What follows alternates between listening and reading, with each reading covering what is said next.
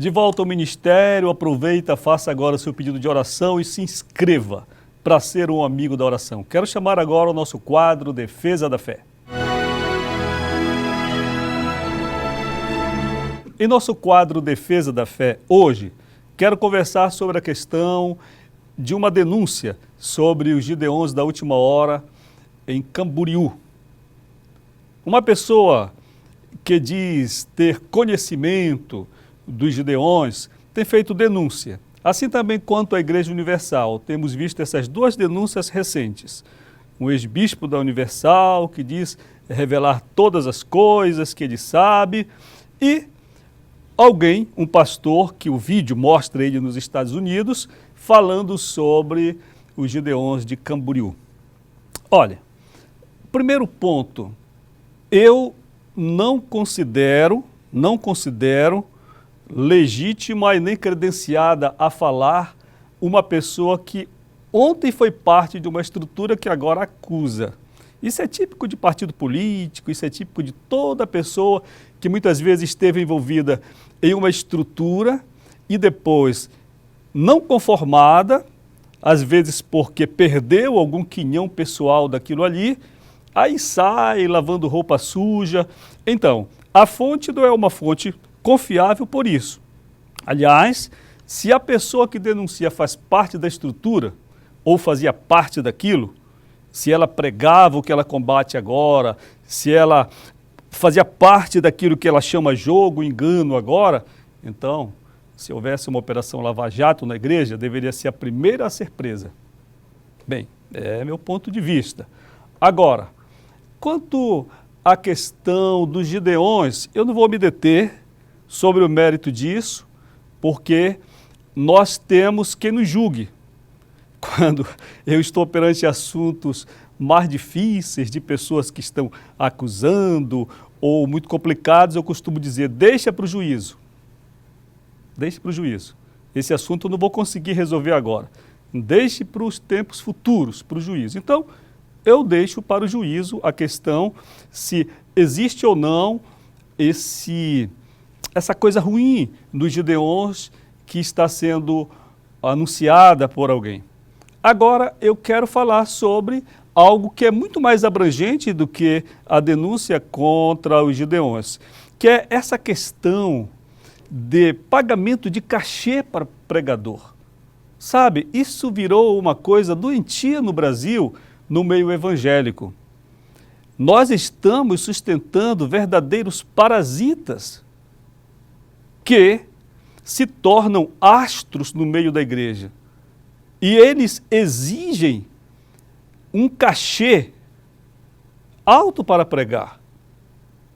Tem camarada que só vai a uma igreja pregar mediante um contrato prévio, 30 dias antes, ele exige hotel 5 estrelas, 5, 10, 15, 20 mil reais para fazer uma pregação merreca, enlatada, que não tem nada a ver com a congregação local, ok?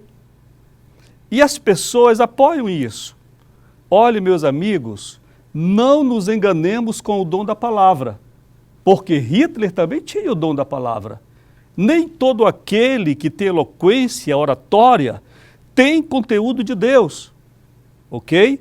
Uma pessoa que tem o dom de falar, como políticos ou artistas, pessoas envolvidas no teatro, podem muito bem subir ao púlpito e fazer um show de pregação. Agora, vá ver a vida dele. Ele não tem conteúdo nenhum, ele não tem nada de vida com aquela igreja local. Então, pagar para pregar deve acontecer na medida da ajuda pastoral. É claro que se o irmão vem de longe, a igreja deve custear as passagens, providenciar uma moradia para ele, uma estadia para ele e dar uma ajuda, sobretudo se ele vive da obra. Agora, encher a pessoa de dinheiro, você está entendendo? Só para mostrar para a igreja o show da pregação, está todo mundo enganado. A igreja está enganada que faz isso e o pastorzão lá que está pregando o que ele trouxe também é um aproveitador. Agora, o que nós ouvimos sobre denúncia nessa questão dos Gideões, e que eu friso aqui, não estou afirmando nada, apenas aproveitando aproveitando esse gancho, é que em alguns lugares em que existe essa espécie de vitrine de pregadores, é o contrário. São as pessoas que pagam para pregar. Isso é um absurdo se isso acontece. Você está entendendo? Nós precisamos nos converter, irmãos, nos tornar discípulos de Jesus e retornar à simplicidade da vida cristã. Quero chamar agora o nosso comentário bíblico.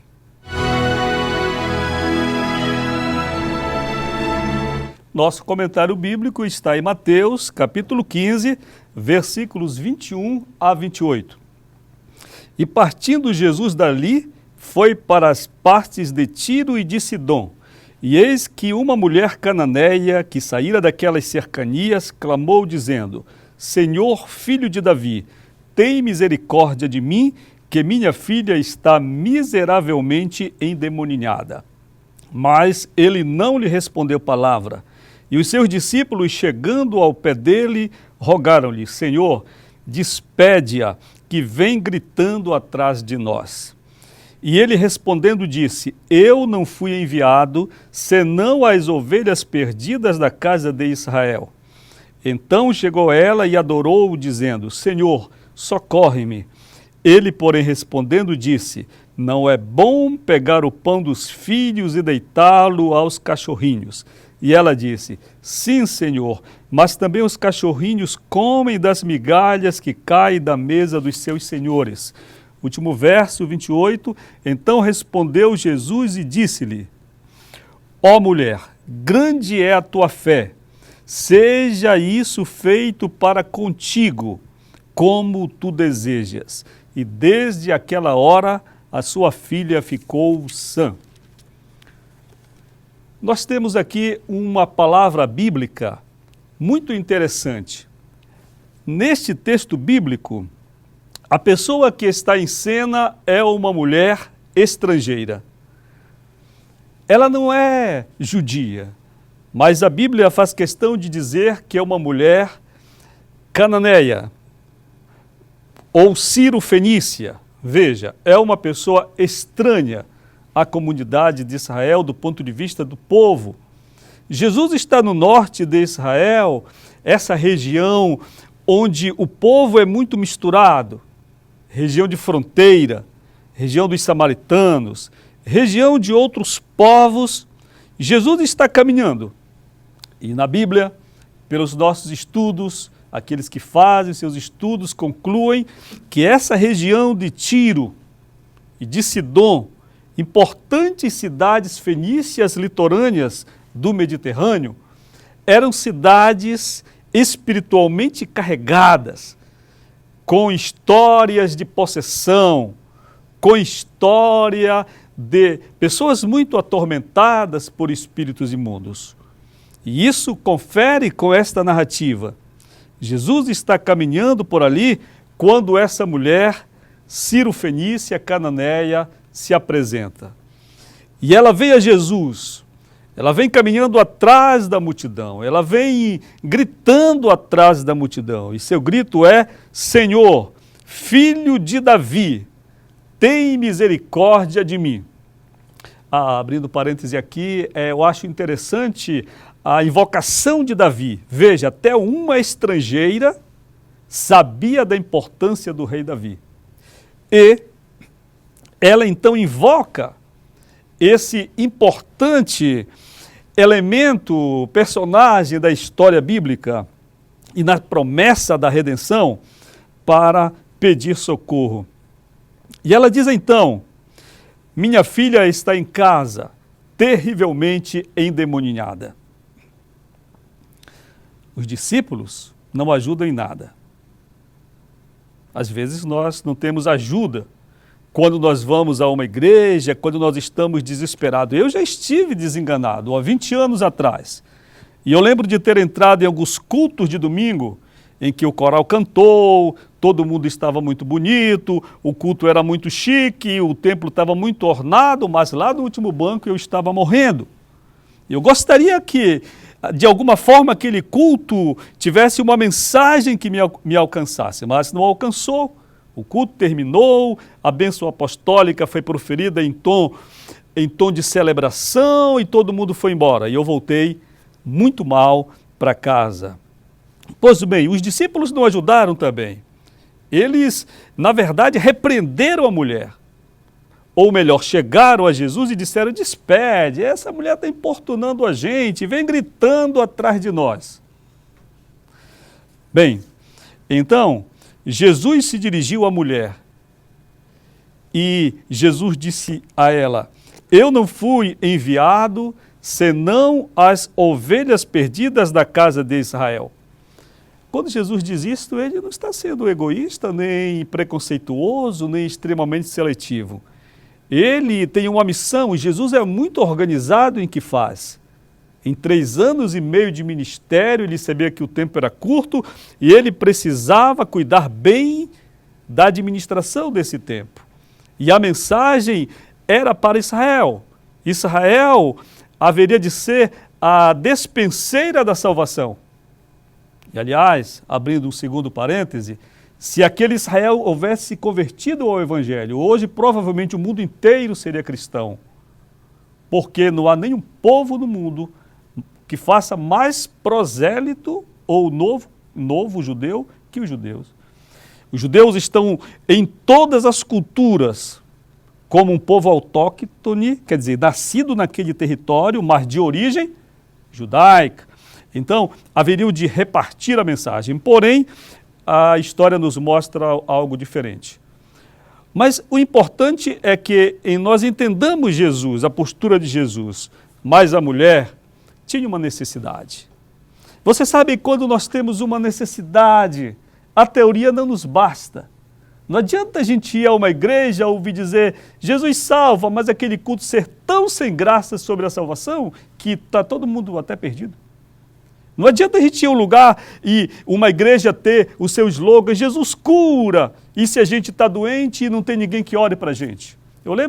Ore pela gente. Eu lembro quando estava desenganado, eu ligava para algumas pessoas, naquele tempo eu não era obreiro, nada, como nada continuo sendo, e naquele tempo eu ligava para algumas figuras que eu pensava terem algo a me falar. Eu dizia assim: por favor, me fale dos milagres de Jesus, por favor, me fale da fé. Eu gostaria de saber o que é a cura divina e como receber. As pessoas não tinham nada para me dizer, em grande parte. Muito bem, Jesus diz a ela: eu não fui enviado para isto. A mulher não desiste com essa resposta. Então Jesus diz a ela uma palavra, que é uma palavra chocante à primeira vista. Jesus diz a ela: não é lícito apanhar o pão dos filhos e lançá-lo aos cachorrinhos. Veja, a figura do cão ou dos cachorrinhos aqui, nós podemos entender como alguns cães, que não eram os nossos cães domésticos que havia em Israel, eles eram uma espécie de lobo que andavam pelas ruas e só comiam lixo quando o encontravam. Magros, esquálidos, aqueles animais perambulavam pelas cidades, pelas ruas de Israel. É desses cães que a Bíblia fala: lançar pérolas a porcos, dar aos cães as coisas sagradas, era a maior de todas as profanações, porque ninguém dava. Mas a mulher tinha um outro argumento. Ela disse a Jesus: mas os cães também comem as migalhas. O que ela está dizendo para Jesus é: se você me der uma migalha só, vai resolver. A gente não precisa de tanto. Eu estava vendo esses dias a história do universo e a pessoa que estava expondo a história resumiu toda a história do universo em apenas um mês. E no último dia, e no último minuto, e no último segundo, a gente se encontra nos últimos minutos da história do universo aqui, a nossa história do planeta Terra. E a gente vê que um pouquinho só do tempo já nos é suficiente. Agora imagine uma migalha do poder de Deus. A mulher disse: basta. Ela não desiste. E então ela disse: Senhor, os cachorrinhos comem das migalhas que caem da mesa dos seus senhores. Ela vive um ato de extrema humilhação. É o caminho para a gente receber alguma coisa de Deus. Nós não vamos receber nada de Deus com os nossos títulos eclesiásticos.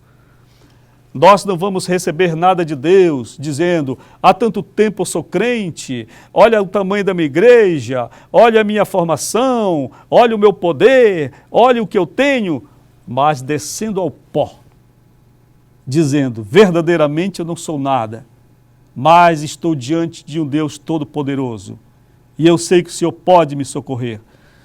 Jesus olhou para a mulher e disse, mulher, seja feito como tu creres.